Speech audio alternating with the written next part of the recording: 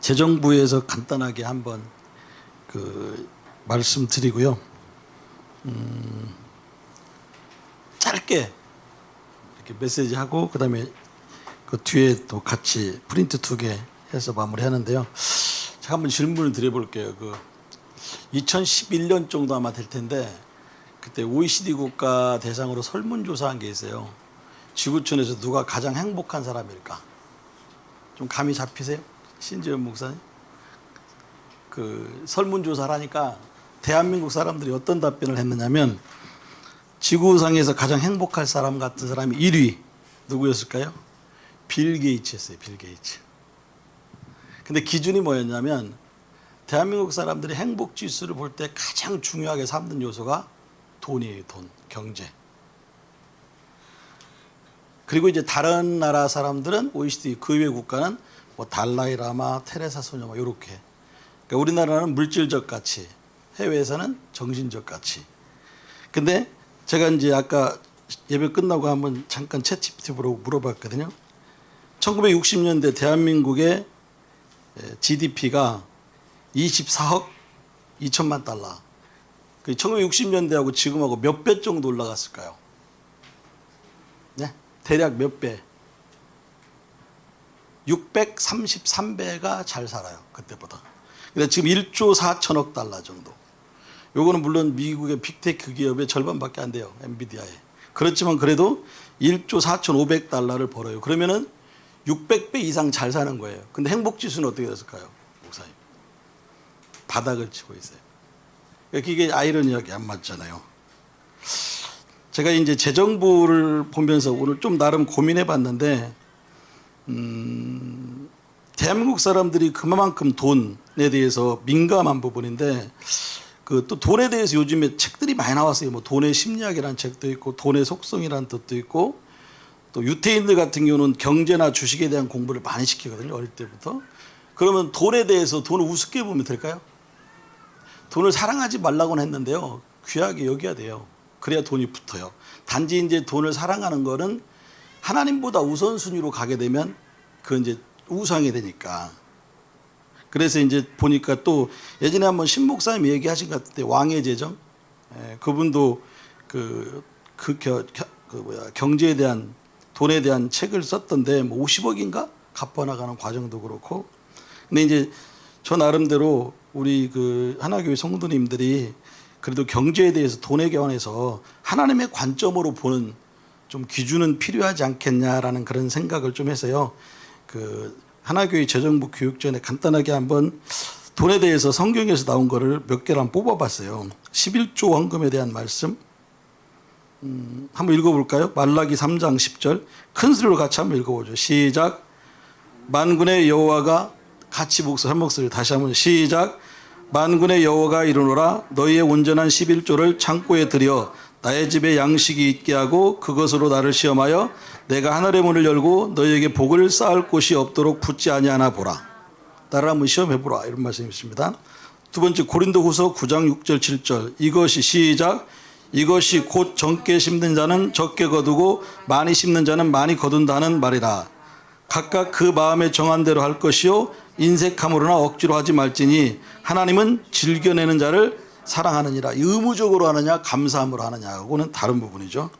그 다음에 재정을 정직하게 관리해야 된다. 저희 재정부 의무죠.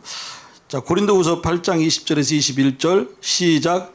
이렇게 하는 것은 우리가 맡은 이 거액의 연보에 대하여 아무도 우리를 비방하지 못하게 하려니니 이는 우리가 주 앞에서뿐 아니라 사람 앞에서도 선한 일을 조심하려 함이라. 그러니까 되도록이면 최선을 다해서 많이 하는 거 이거를 갖다 왈가왈부 하면 안 된다는 거죠. 이제 그런 부분들.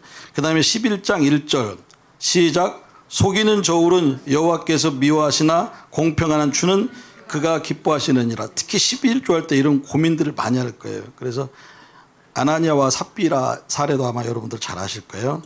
자, 3번 교회가 가난한 자를 도와야 함. 사도행전 2장 44절에 45절 시작. 믿는 사람이 다 함께 있어 모든 물건을 서로 통용하고 또 재산과 소유를 팔아 각 사람의 필요를 따라 나누어 주며. 야고보서 1장 27절 시작. 하나님 아버지 앞에서 정결하고 더러움이 없는 경건은 곧 고아와 가부를 그 환난 중에 돌보고 또 자기를 지켜 세속에 물들지 아니하는 그것이니라. 돈이 위력은 있어요. 가난한 사람들에서도. 왜냐하면 돈을 가지고 또 도구로 일을 하니까. 자, 4번 돈에 대한 올바른 태도. 디모데전서 6장 10절 시작.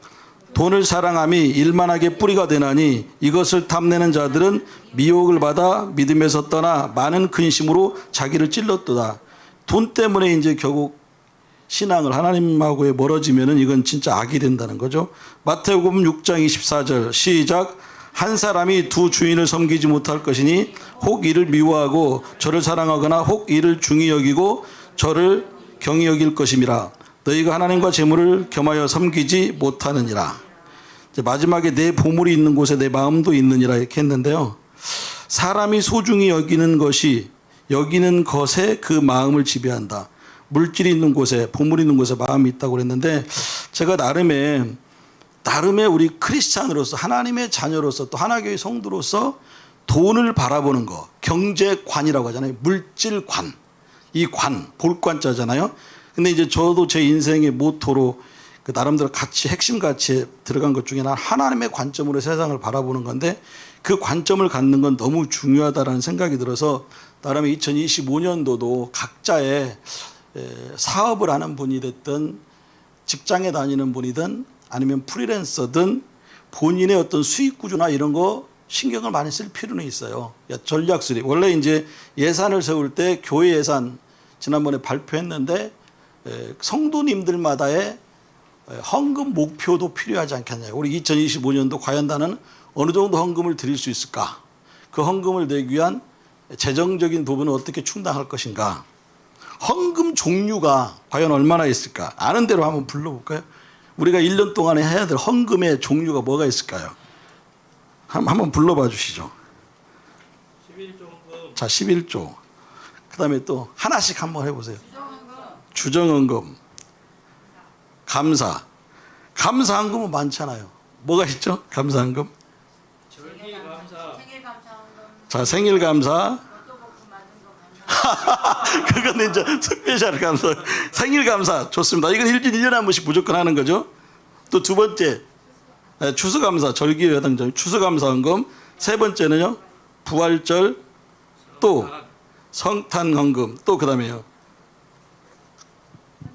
선교헌금, 또요 건축. 여섯 번째 건축헌금. 예? 구제헌금 좋죠. 예, 구제헌금. 또요 건축헌금 했습니다. 그 다음에 쭉 한번 다 열어보시게요. 어떤 헌금이 있을까요? 물론 이제 구제헌금에 이제 뭐 장학헌금이나 이런 것도 포함되어 있을 것 같고, 그 다음에요 매일마다 스페셜 평 이렇게. 그 다음에 이제 또 1년에 한 번 하는 교회 설립 주간, 교회 생일. 그 다음에 또 성탄감사. 그 다음에 또 맥주감사. 그 다음에 또 송구영신 예배. 원래는 이제 송구영신 예배가 그러니까 그 해가 지나는 12월 31일 30분 정도 있고, 그 다음에 영신. 그러니까 원래는 송구헌금, 영신연금 두 번에 맞긴 맞아요. 한 해를 정말 감사하게 살았다는 헌금하고, 그 다음에 새로운 2025년을 정말 복된 그런 한 해가 될 수 있게끔 원래는 두 번 해야 맞습니다. 그렇게 하다 보니까 기본적으로 열 몇 개, 전도헌금도 당연히 들어가고요. 그래서 그 부분에 대한 나름의, 제가 재정부장 맡으면서도 사실 전에도 그렇고 많이 고민을 많이 못했는데, 올해는 또 세미나 교육, 그러니까 막상 또 목사님이 교육을 해야 된다라고 하니까 제가 이제 강사분들도 얘기 있거든요. 강의를 듣는 사람의 제하세하고 하는 사람은 달라요. 강의를 하는 사람은 그만큼 책임감, 자기가 완전히 소화해야만이 강의를 할 수 있으니까 재정에 대해서도 좀 고민하다 보니까 저도 나름대로 목표를 세웠어요. 2024년보다는 최소한 2배 이상 현금을 하겠다.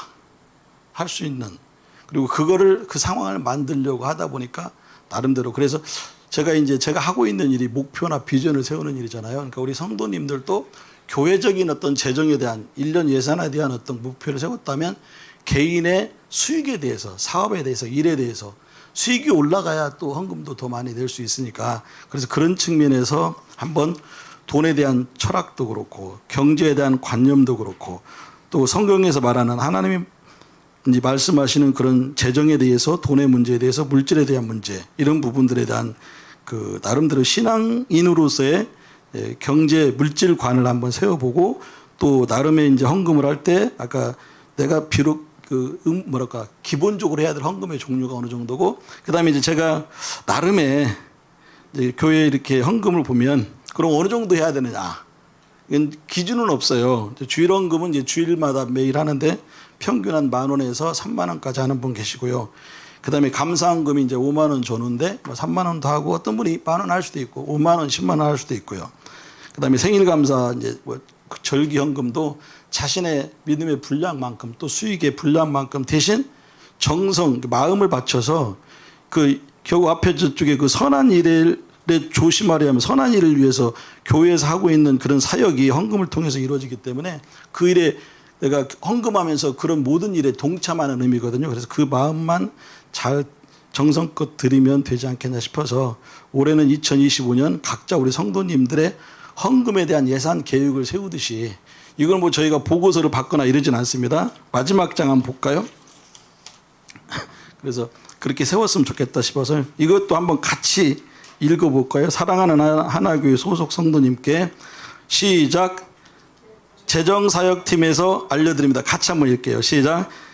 2025년은 하나교회 설립 20주년입니다. 주 안에서 가정 가운데 주님의 축복 속에 항상 넉넉하고 차고 넘치는 성도님의 일상이 되시길 기도합니다. 2025년 하나교회 행복 가득 153 부흥의 사역을 위해 기도와 헌금으로 꼭 참여해 주시기 원합니다. 물론 참여하고 계시다면 기도와 예배 참여와 전도에 더욱 관심 가져주시기 바랍니다. 온라인 예배를 드리는 경우는 어디서든지 온라인 헌금으로 참여할 수 있습니다. 가정이 자녀들에게도 동참하도록 특별히 부탁드립니다. 금년 1, 2월은 온 성도들이 20주년에는 주님의 은혜로 직분자 교육과 리더십을 통하여 모두가 새로운 변혁을 일으키고 성도들의 놀라우신 복이 넘치기를 바라는 마음으로 모두가 한마음 되었습니다. 저희 재정팀에서도 철저히 투명한 재정관리를 위하고 교회 부흥을 위하여 주님의 은혜를 구하였습니다. 일환으로 교회 부흥과 복음 사역을 위한 아래 헌금 계좌를 알려드립니다. 헌금은 주님이 기뻐하시는 복음 전파 사역에 사용될 것입니다. 감사합니다. 주감십키 이렇게 했네요. 주정헌금, 매주 작정한 금액을 헌금하는 것. 감사헌금, 감사한 일에 대해 헌금하는 것. 이제 감사는 이제 특별히 스페셜로 여러분들이 그때그때마다 하면 되는 거고, 11조 수입에 있는 것에 대해서 헌금하는 것, 기타 특별한 일에 대해서 헌금하는 것 해서 이렇게 협조했으면 좋겠다 싶습니다. 기도하고 마치겠습니다. 하나님 감사합니다. 저희 하나교회 성도들을 축복하여 주시고, 무엇보다도 2025년 각자 하고 있는 일터에서, 사업터, 직장, 어느 곳에서나 하나님 주님이 축복하여 주셔서 정말로 더 많은 물질의 축복이 임하고, 또한 그 일을 통해서 하나교회가 부흥되고, 또한 그 재정을 통해서 많은 사람들이 주님에게로 돌아오고 영혼 구원의 축복을 누릴 수 있는 2025년 될 수 있도록 도와주시고, 우리 모두가 동참할 수 있는 하나교회 성도들 될 수 있도록 도와주시옵기를 원하옵고, 예수 그리스도 이름 받들어 간절히 기도드립니다. 아멘.